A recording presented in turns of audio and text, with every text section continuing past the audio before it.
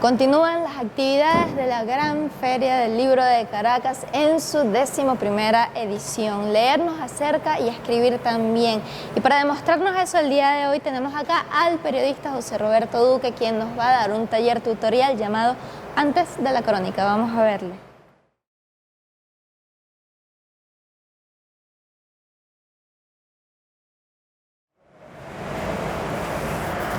Salud, compatriotas, ¿cómo están? ¿Cómo está la vaina? Como seguramente ya se habrán dado cuenta, esta charla de hoy, que por acá los compas se empeñan en llamar taller, trata sobre un asunto que no es exactamente el cómo hacer una crónica.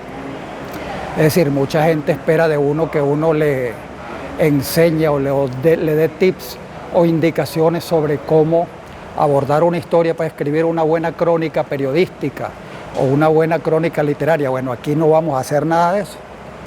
Nosotros vamos acá a hablar algo, digamos que del paso o requisito previo a la hechura de la crónica en sí misma, y es la exploración de algunos ingredientes o requisitos para hacer una buena crónica, pero sobre todo la exploración de una actitud, de la actitud que deberíamos tener nosotros a la hora de salir a buscar una historia que nos sirva para escribir una crónica.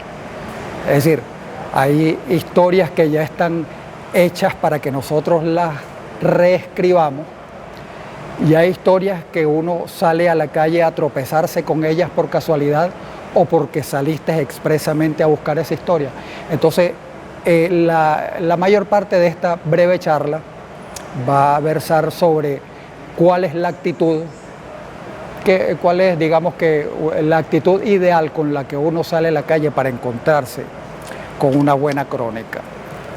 Como de todos modos hay que hablar de algunas cosas un poco menos etéreas que eso de la actitud, entonces yo voy a hacer una enumeración chuleteada de algunos de los ingredientes, digamos, canónicos que ya todo el mundo o casi todo el mundo sabe que tiene que, de los que tiene que armarse, las herramientas de las que tiene que armarse para sentarse a escribir una crónica. Una de ellas es el punto de vista, ¿no? El punto de vista es el lugar del mundo físico y del mundo ideológico en el que tú te paras, y desde ese punto tú comienzas a acribillar al mundo y a ser acribillado por él. El punto de vista es el sitio, tu punto de partida, tu perspectiva, ¿no? Desde donde tú comienzas a observar el entorno, a hacer valoraciones antes de sentarte a escribir la crónica. Caso personalísimo, yo tengo un punto de vista o un punto de partida o una perspectiva que es una visión clasista de nuestra historia, ¿no? Yo soy proletario, soy hijo de proletarios, todo mi entorno personal, familiar y mis panas somos una cuerda de pelabolas toditos, así que mi perspectiva, mi punto de vista es la perspectiva de un pelabolas que sale a enfrentar el mundo. Ese es el punto de vista. El otro ingrediente viene a ser la vivencia o el recorrido vital que tú haces. Mientras más carretera cojas, más posibilidades vas a tener de encontrar buenas historias o malas historias, pero mientras más estés en la calle, más te vas a dar cuenta de las cosas que valen la pena ser cronicadas o convertidas en crónica. Están también las lecturas y los autores. Inevitable que los autores y las cosas que lees influyan en tu forma de narrar. Y por último está el entrenamiento sensorial, ¿no? El entrenamiento sensorial es la capacidad para detectar historias donde cualquier otra persona crea o sospeche que no las hay, que no hay ningún motivo, que no hay ningún asunto digno de ser narrado en los alrededores.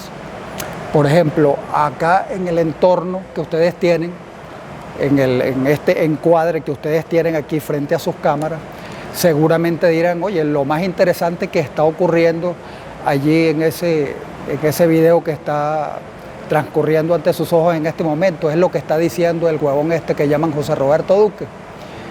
Pero si ustedes ven a los alrededores, seguramente se encontrarán con elementos que también son dignos de ser cronicados o dignos de ser investigados para ver qué es lo que se traen, quién hizo esas ilustraciones, quién decidió que este iba a ser el set para esta conversa de hoy. Todo lo que tengas frente a los ojos, todo lo que percibas con cualquiera de tus sentidos es digno de ser entrompado en forma de crónica. Bien, ustedes seguramente recordarán que en el año 2006 el comandante Hugo Chávez nos propuso, ¿no? Nos invitó a los venezolanos a organizarnos en sociedad de una manera que para el momento para nosotros resultaba novedosa. El PANA nos puso la tarea de organizarnos en consejos comunales, ¿no? En organizar nuestras comunidades con una cantidad de comisiones y tal, en una estructura que después se llamó consejos comunales. Ustedes deben recordar que uno de los requisitos para el registro legal de esos consejos comunales era el levantamiento o la recuperación de la historia de la comunidad. Es decir, las comunidades tenían entre sus tareas iniciales hacer una investigación documental y personal cara a cara de los hitos históricos, de los personajes importantes, de los fundadores de la comunidad, de las cosas hermosas o trágicas que le habían ocurrido a esa comunidad durante su breve historia. Bueno, esa fue una de las tareas que el comandante Chávez nos puso. A lo largo de todo el resto de esa década, desde el 2006 hasta el 2010 y un poco más acá, los consejos comunales o las comunidades que aspiraban a tener un consejo comunal se lanzaron a la tarea de recuperar su historia familiar y sus historias locales con una energía y una pasión que uno dice, verga, estos locos recibieron un taller para la reconstrucción histórica, ¿no? Para la reconstrucción histórica de su entorno. Pues no, la gente no recibió ningún taller al respecto.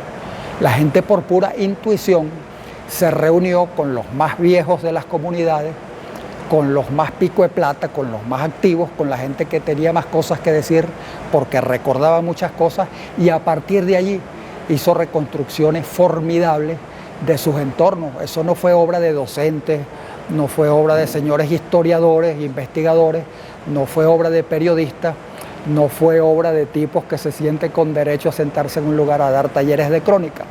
Esa fue una construcción casi espontánea del pueblo de Venezuela.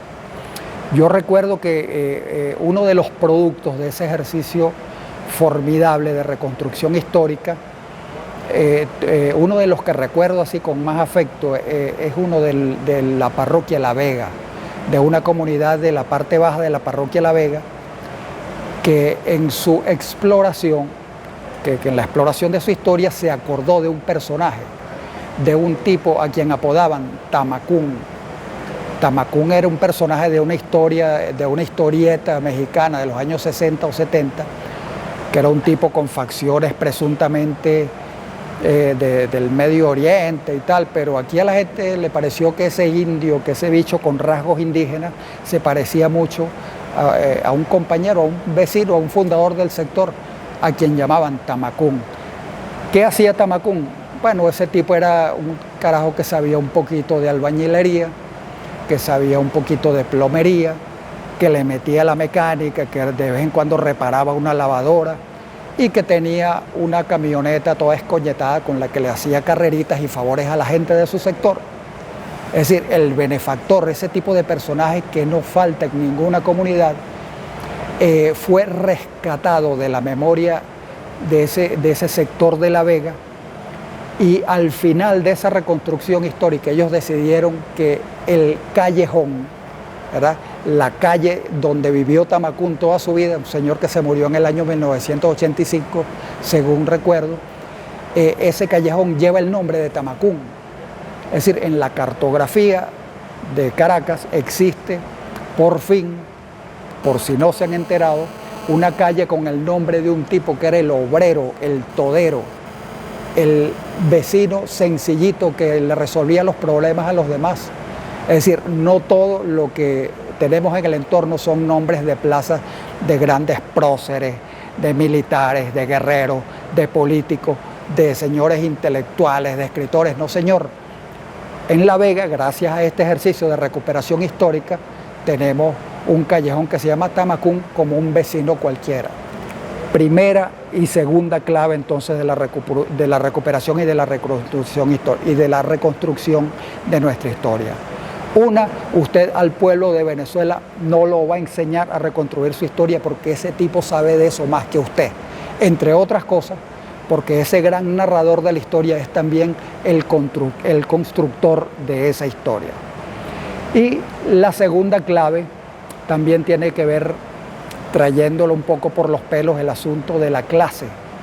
Nosotros, me presenté en el segmento anterior como un pelabolas que está escribiendo su historia, y Tamacún es una comprobación de que Venezuela es una construcción de gente pelabolas, es una construcción de trabajadores, y es importante que tomen nota, porque a la hora de hacer una reconstrucción de vida o una reconstrucción de una historia local o una reconstrucción de la historia del país y de la humanidad, siempre va a haber que tomar en cuenta el papel de los trabajadores, el papel de los proletarios, el papel de los explotados. Nosotros fuimos los que construimos este planeta y nosotros somos los que tenemos el derecho de narrarla.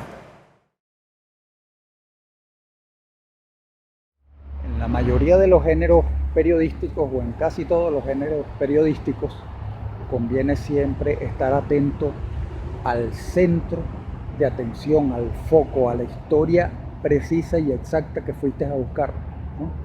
A la historia específica que te interesó en un principio y por la cual digamos que te pagan para que la registres, para que la busques, ¿no? Con la crónica conviene violentar un poco ese asunto llamado foco de atención y conviene más bien fijarse en los alrededores, ¿no? Fijarse en el entorno, en los movimientos, fijarse en los contraluces, en las historias periféricas, esas que parece que no importaran, que son simples accidentes del recorrido, pero que al final terminan valiendo la pena más que el centro, más que la historia principal que fuiste a buscar. Echar un vistazo en los alrededores casi siempre te deja algunas recompensas. La crónica se refiere más a lo que vas encontrando en el camino. Ese videíto que acabamos de ver contiene algunos datos obvios, visibles, evidentes, ¿no? Uno de esos datos es que no fue un video planificado, ¿no? Como dicen los productores audiovisuales, no fue un video producido y por eso quedó así como quedó, pues improvisado, choreto, movido, irresponsable, mal iluminado. Aunque no lo parezca, esa es una hermosa y muy eficaz filosofía o actitud del buscador de crónicas, ¿no? No atender tanto al objeto central o a la meta, sino al camino, a lo que te vas encontrando. Aquí en la UCB, por ejemplo, allí tienes el edificio de la biblioteca, ¿no? El edificio de la biblioteca es una maravillosa fuente de documentos, es una maravillosa fuente para la reconstrucción documental de historias, pero si miras a los alrededores, si miras hacia abajo, por ejemplo, te vas a encontrar una cantidad de plantas medicinales y ese pudiera ser otro sujeto de tremenda crónica, ¿no? La tremenda farmacia que los caraqueños tienen a su disposición con solo mirar para el suelo, pero que nos enseñaron a buscarlo más bien en Farmatodo. Alguien lo dijo por ahí alguna vez en clave poética: la meta es el camino. Es decir, lo importante son las vainas con las que te vas encontrando en tus recorridos. Imagínate que algún día haces un viaje entre Caracas y Mérida. Imagínate la ladilla que sería borrar todo el entorno y fijar toda tu atención en el momento en el que vas a llegar, en la llegada, en el llegadero. Viejo, si lo haces de esa manera te perdiste el viaje. no te tomaste una cervecita, te perdiste las empanadas, los paisajes, no te echaste una conversadita con nadie. Ese viaje no sirvió para un coño, hermano. Perdiste 12 horas de tu vida y no atrapaste ninguna historia.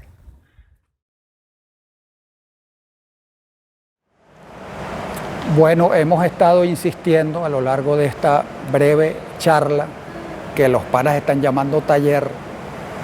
Ellos ya les explicarán por qué.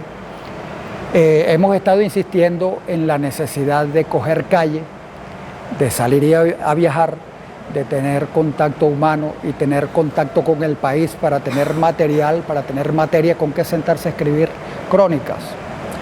Pero la humanidad, y no solo nuestro país, está en este momento atrapada en una situación de pandemia que nos obliga a una cuarentena, algunas veces más estricta que otra.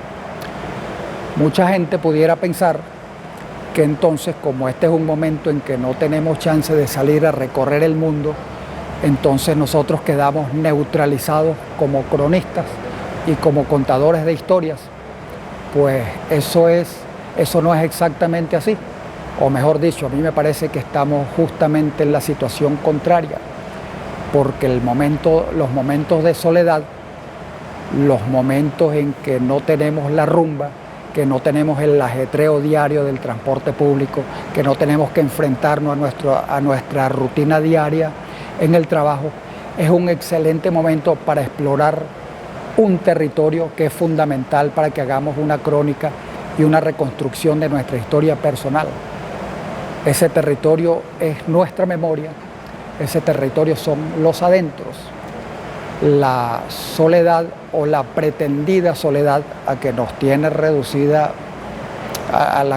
reducidos en la situación de cuarentena, nos obliga a estar un rato con nosotros mismos, y este es un momento crucial para que entonces hagamos un recuento de lo que hemos sido, de las cosas que vamos haciendo, de los que vamos a hacer en el futuro y de lo que el mundo ha hecho con nosotros. Así que no estamos anulados como cronistas ni como contadores de historias, sino que estamos en una situación bien de pinga para macerar toda nuestra vivencia y tratar de volcarla en crónicas escritas que valga la pena.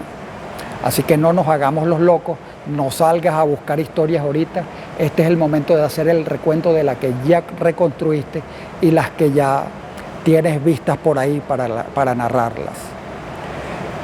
Queremos darle las gracias a los organizadores de la 11ª Feria del Libro de Caracas, porque este tipo de actividades demuestra, entre otras cosas, que ni siquiera una pandemia mundial es capaz de detener a la cultura. Una pandemia mundial no es capaz de detener las actividades hermosas que esta revolución tiene para nosotros y para todos ustedes, y en ese sentido pues los invito a que sigan disfrutando vía online de las actividades que tiene para nosotros la gente de la feria. Salud. Y este fue José Roberto Duque, así que ya tú sabes, toma papelito, toma lápiz y comienza a observar todo lo que hay a tu alrededor, porque tú también puedes ser un gran cronista y acercarte a la lectura, acercarte a la escritura y a todas esas actividades que nos llevan a mundos nuevos. Sigue pendiente de todas nuestras actividades, talleres, tutoriales, conversatorios y todo lo que tenemos para ti en la Feria del Libro de Caracas, porque leer nos acerca.